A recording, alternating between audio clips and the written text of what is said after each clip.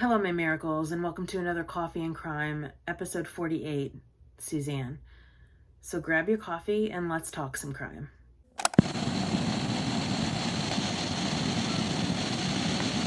I do want to let you know that there is a lot of information on this case, so I will be reading off my notes, so hopefully that won't distract you too much.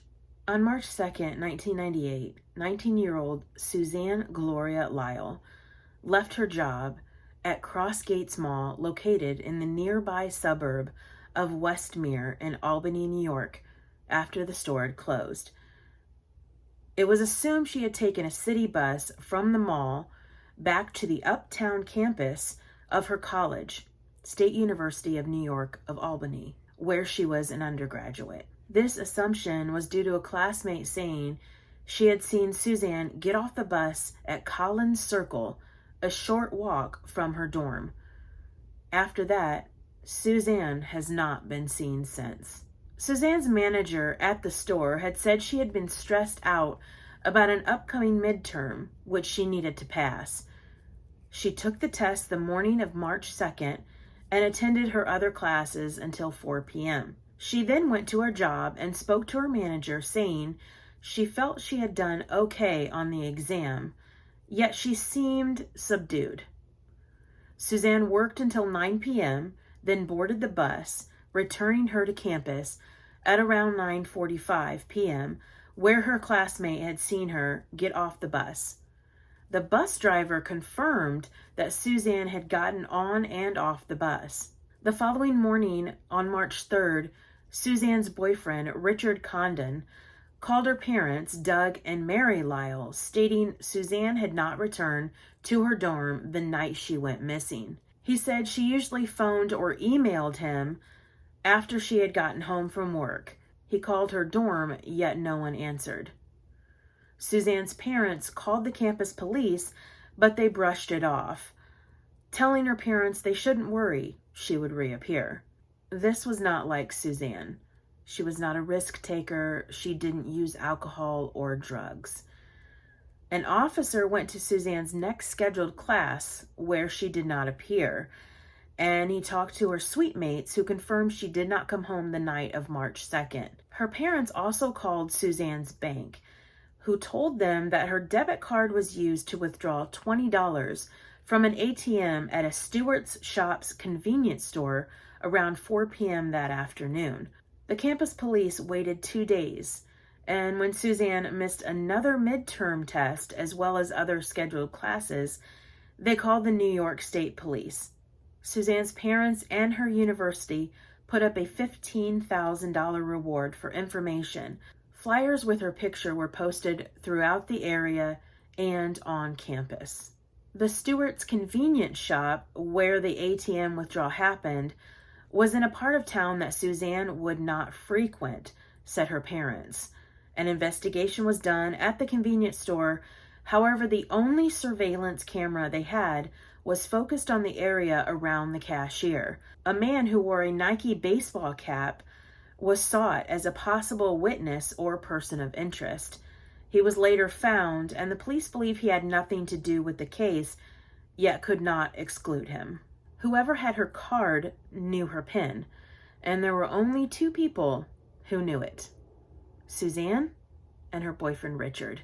According to her parents, Suzanne would withdraw exactly $20 anytime she went to the ATM. It was later discovered that withdrawals were made on the day Suzanne disappeared. The first withdrawal had been made at an ATM machine near the Collins Circle bus stop the morning of her disappearance, and the other withdrawal was in the mall at about the time she would have arrived there for work. Both withdrawals were made for $20, so it seems likely Suzanne had made those 2 withdrawals. Her mother stated she couldn't imagine why her daughter would have made 2 withdrawals in one day. There were several suspicions, including a convicted rapist who had violated his parole and left the area around the time Suzanne disappeared. However, he was ruled out. Police wondered if Suzanne had even gotten on the bus, since her badge was found 90 feet away from the bus stop in a parking lot opposite the direction she would have walked.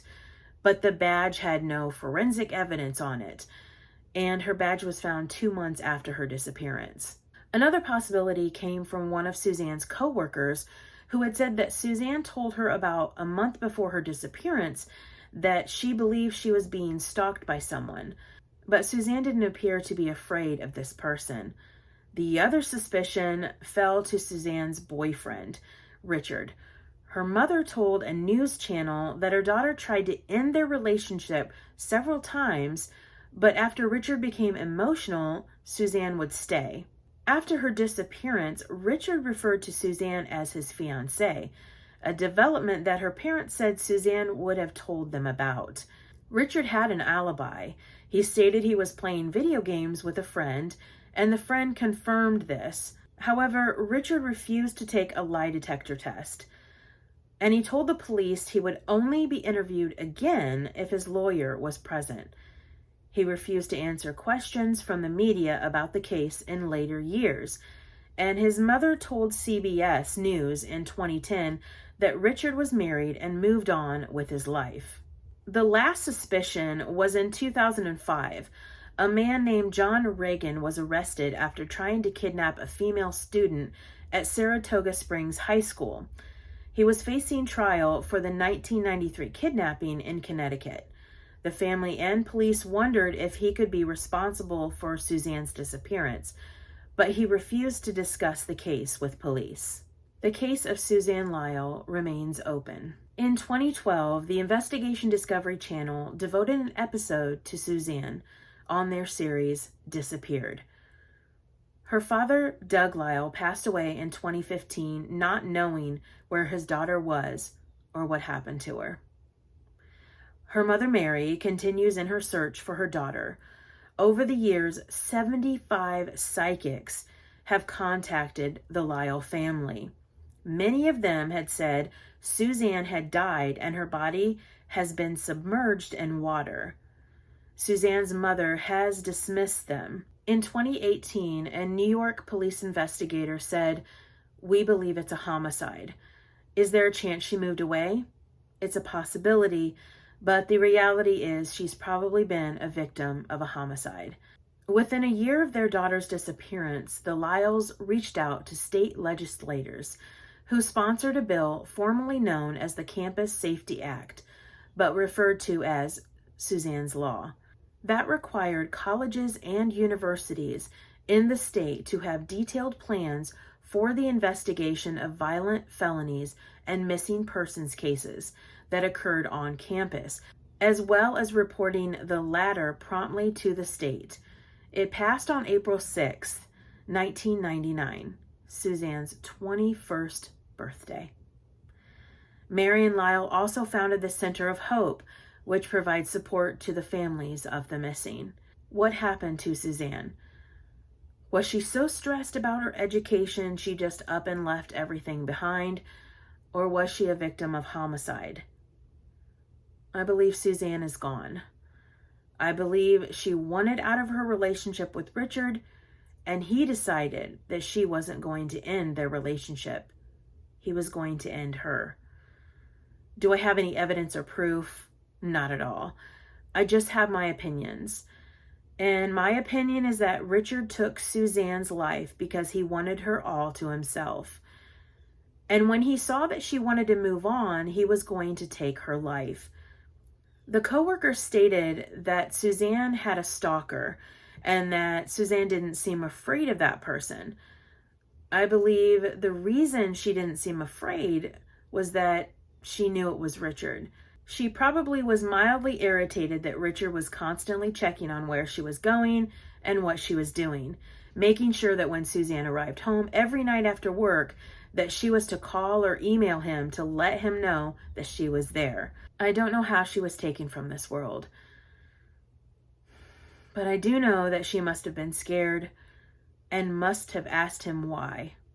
Why, if he loved her so much, was he taking her away from her friends, her family, and him?